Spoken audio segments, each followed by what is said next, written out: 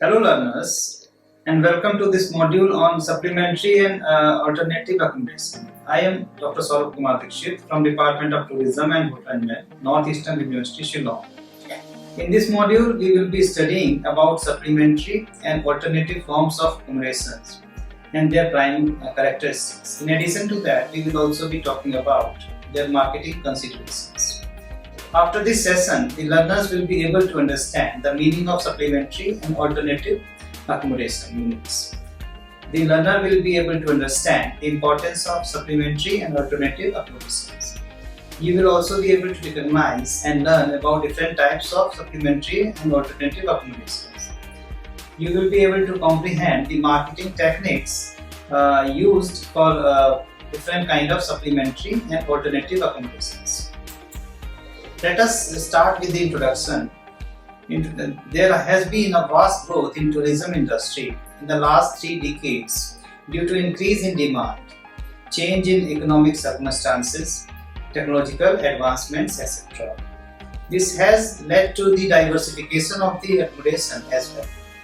Supplementary and alternative accommodation play a very important role in the total available tourist accommodation in the country. It caters to both international and domestic tourist traffic. In the formal sector, accommodation is provided mainly by the commercial hotels. However, when there is a shortfall of availability of accommodation and the number of rooms if they are limited, most of the destinations have to fall back on the supplementary and alternative accommodation sector. It is not only the scarcity of rooms in the formal sector that make people to look for alternative and supplementary accommodation. There are large number of tourists who do not feel comfortable in a star category hotels, nor they like as a typical tourist destination and tourism products. Alternative and supplementary accommodations like tents, caravans, heritage hotels, etc. are some options that such tourists can usually exercise. In this unit, we have attempted to define supplementary and alternative accommodation along with their different types. The unit will also help in examining the role of supplementary and alternative accommodation in meeting the demand for accommodation outside the organized hotel sector. Various considerations required for developing and promoting these accommodation units have also been dealt within this unit. We are starting the discussion with the meaning of the supplementary accommodations. A lot of ventures are available outside the hotel industry, which offer accommodation to the tourists. This type of accommodation is especially designed to cater the tourists where hotels are not available or may be beyond their budgets. Various types of supplementary accommodation have been developed in various locations such as cities, suburban areas, along the highways, etc. The main criteria for such developments is to encourage the linkage between accommodation and transport sector and develop visitors flow in such a way that accommodation can serve the leisure needs of the local resident as well as to the visitors. Supplementary accommodation consists of all types of accommodation other than the conventional type of accommodation. It may be described as premises that provide accommodation but not the other services which are provided by the hotels. Now we are going to discuss about the prime features of the supplementary accommodation. The main distinctive feature of supplementary accommodation are they are standard of comfort and it is modest in nature compared to the hotel properties. They can also offer accommodation at very lower price. They are usually having the informal atmosphere and freedom of dress code for the residents who will be staying in these properties. Now we will be giving you some idea about different forms of supplementary accommodation. So majorly like supplementary accommodations are dharmshala or sarais, youth hostels, motels, bed and breakfast units, railway and airport retiring rooms, camping sites and caravans, timeshare and resort condominiums. So these are some forms of the supplementary accommodations. Now we are going to discuss in detail about these forms. First of all, we are going to discuss about dharmshala. The word dharmshala refers to the shelter or rest houses for the spiritual pilgrims. Traditionally, such dharmshalas, they are also called pilgrim rest houses, were commonly constructed near pilgrimage destinations, which were often located in the remote areas to give visitors a place to sleep for the night. In India, the concept of shelter for traveler is not new. In fact, it is old as its recorded history. The historical records are replete with the mentioned reference of the different kind of dharmshalas, sarais, musafir khana, etc. These establishments provide a home for all the voyagers, they are pilgrims, scholars, adventurers, or merchants. The shelter under various names has always been part of the India's culture as a valuable institution providing vital services. Now we are going to discuss about the youth hostels. A youth hostel is a lower price accommodation type of the hospitality industry catering towards a younger target market. The facilities, amenities, products and services offered all are dedicated towards the needs and wants of the youth travelers. Youth are those market segments who travel to both cities and countryside for education, adventure, recreation, etc. This requirement created the need of providing accommodation to youth known as youth hostels. Germany was the pioneer country in establishing youth hostel in 1990. In India, it started in the early 60s, which provided young and family-oriented domestic tourists the opportunity to travel to different parts of the country using the LTC subsidy. Youth hostels offer an opportunity to young people of different social background and nationalities meeting and to come to close each other. It is a place of friendship, recreation and out of school and college education. The International Youth Hostel Federation has laid down certain minimum requirements for accommodation of the youth hostelers. These are some criteria which are usually followed. Like first criteria is the separate dormitory for men and women with separate entrance. It is also suggested that separate toilet and washroom for men and women with separate entrance should be there. A member's kitchen where hostler can prepare their own meal is also advised. A common room separate for members' kitchen is also advised. Living accommodation for warden on the premises is also suggested. Now we are going to talk about the motels. Motels were originally a hotel designed for the local motorists and the foreign tourists traveling by road, with convenient parking space provided. These were the earliest form of the supplementary accommodation. The concept of motel started in the United States and gained the popularity in 1950s and 1960s with the rising car travel and the need of inexpensive, easily accessible overnight accommodation sites close to the main routes. Motels were built as near as possible to the interstate highways. Motels differ from the hotel in two ways. First, they are the mostly located along the highways, and the second, their doors are oriented towards the parking lot, in contrast to the hotel where the doors typically face an interior hallway. Motels, almost by definition, include the parking lot, with while older hotels are not usually built with automobile parking in their minds.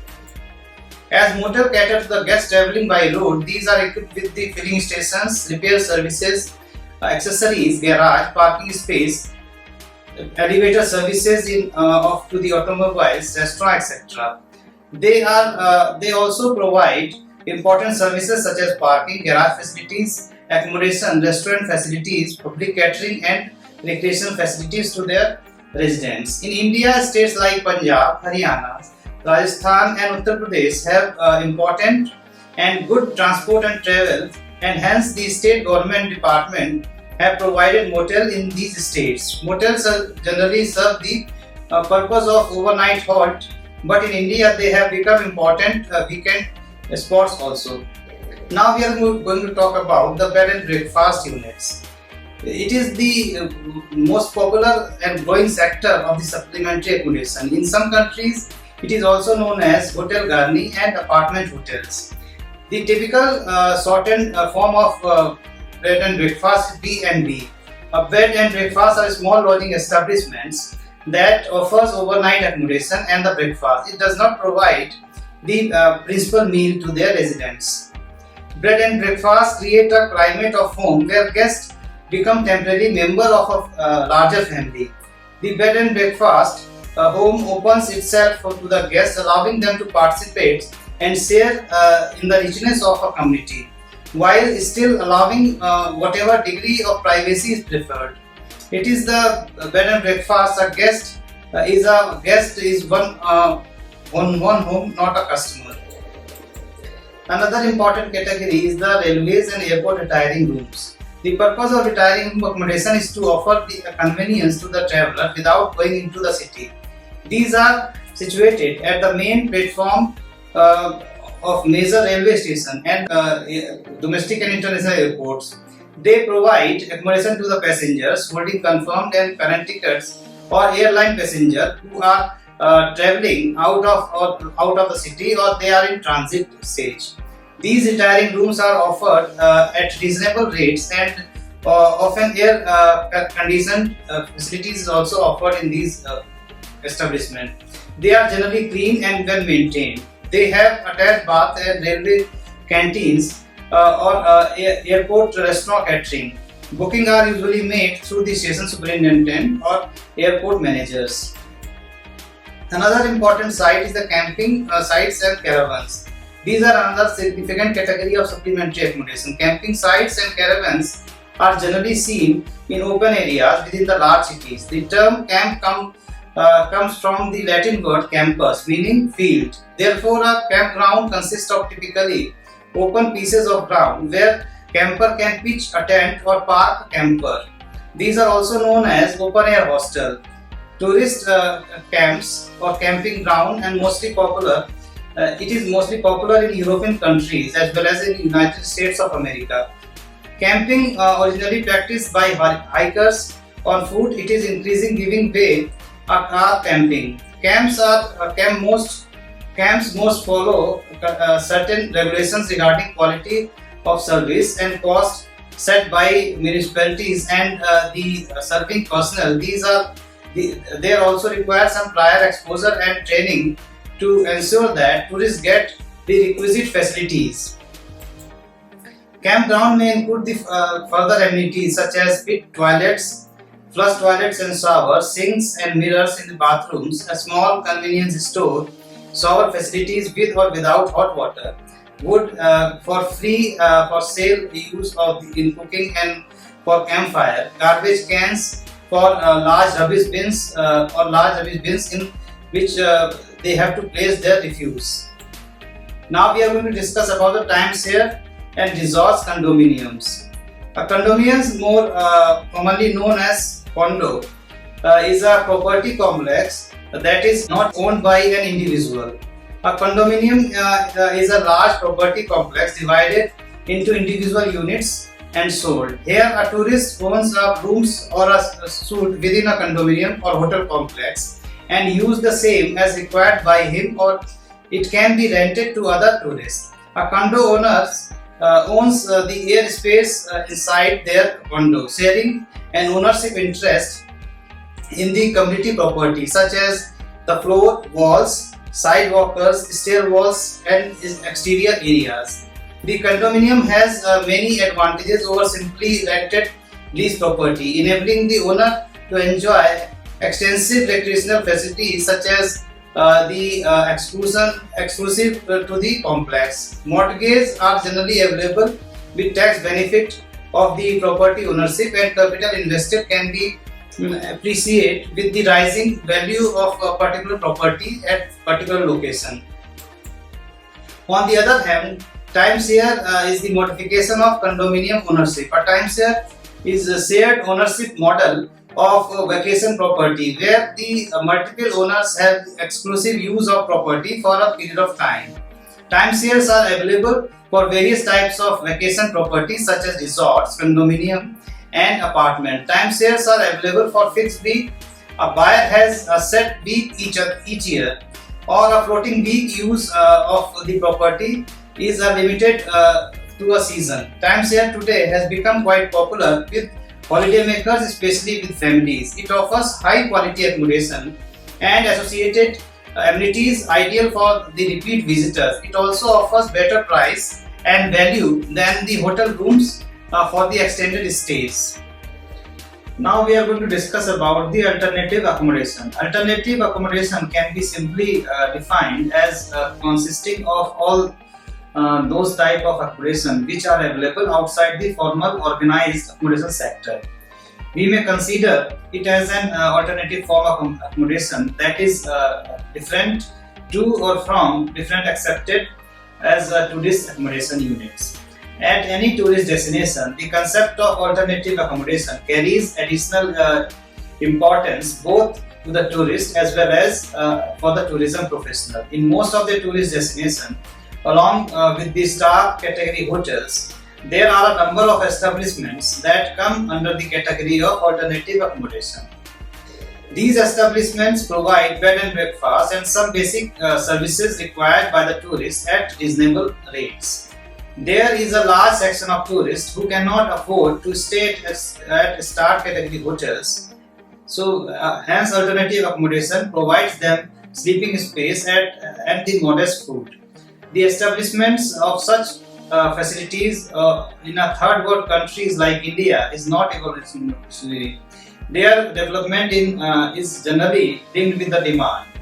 It is the forthcoming section we will be introducing you the various forms of alternative accommodation that have emerged as per these demands. Alternative accommodation is seen as being an alternative to the demand of the mass tourism. This indicates that such units should be small scale, locally controlled and developed based on the local nature and culture and ensuring the consciousness of the environment and carrying capacity norms. Now we are going to discuss about different forms of the alternative accommodations. So different forms of alternative accommodations are boutique hotels, guest ranch, country vacation, full service lodges, basic cabin lodges, eco lodges, ethnic constructions and homestays. So these are some forms of alternative accommodations. Now we will be elaborating them into details. First of all, we will be talking about the boutique hotels. This is more of a personalized accommodation with specific services or facilities. They are usually furnished in a themed style or aspirational manner and have the tendency to be smaller, ranging room size from 3 to 50. The descent trends toward the turning of heritage building into the accommodation unit once again makes use of the charm of such unit. This charm includes their architecture or the period furnishing or the history associated with that particular building or the region. The stress here again is on the personalized attention of the service with an accent on the home cooking and fresh garden or home kitchen products. Many people who own country houses have transformed them into the accommodation units, providing weekenders with an escape from their everyday realities. Now we'll be talking about the guest ranch, also known as dude ranch. Their place allows visitors to enjoy the advantages of Western life for a short period of time without having all the disadvantages associated to that. This is also a form of agritourism and can come in different forms that will cater to the ranchers, hunters, as well as some will offer the native wildlife, while others will have the exotic wildlife from places like Asia or Africa. Now we'll be talking about the country vacations. It allows a tourist to visit to the countrysides and experience the culture, food, lifestyle, dances and dances of that particular place where they are visiting to. Another kind of supplementary accommodations are full service lodges. Full service lodges supplies all the services, usually AC, internet, shopping and swimming pools, all the amenities that you could experience, you could want. Another kind of alternative accommodations are basic cabin lodges. Basic cabin lodges offers only the basic amenities like roof. These cabins are usually having running water and basic food facilities for their guests. Now the eco lodges. It is a lodge that is normally environmental friendly, and how they usually perform the activities which is environmentally friendly, and like disposing of waste, how they heat, etc. So all these things are done by keeping in mind the environment.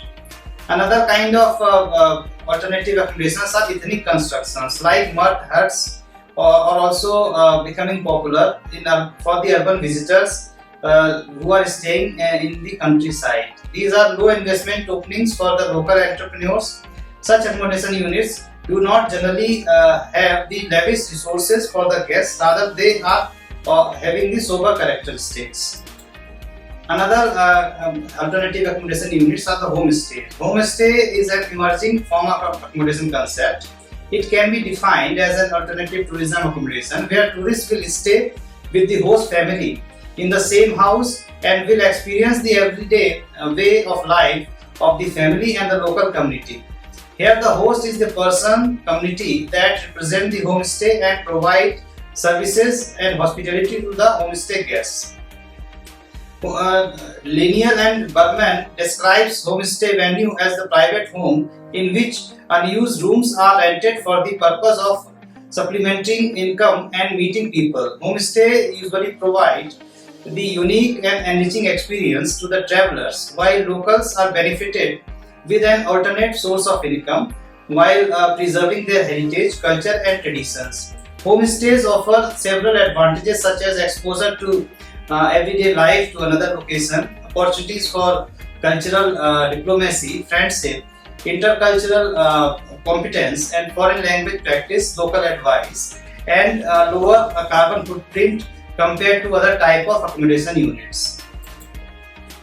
Now we'll be talking about different marketing considerations which are taken into account while working on these supplementary and alternative accommodation units. The development of supplementary and alternative accommodation sector is linked with the demand.